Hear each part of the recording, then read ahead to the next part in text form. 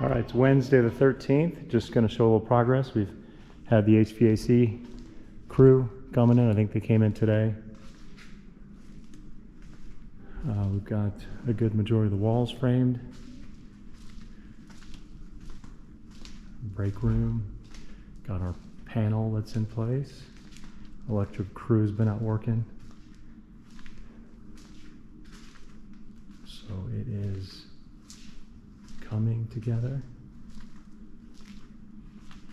Again, we got the spot for the x-ray, exam room, all the galvanized pipe for the HVAC.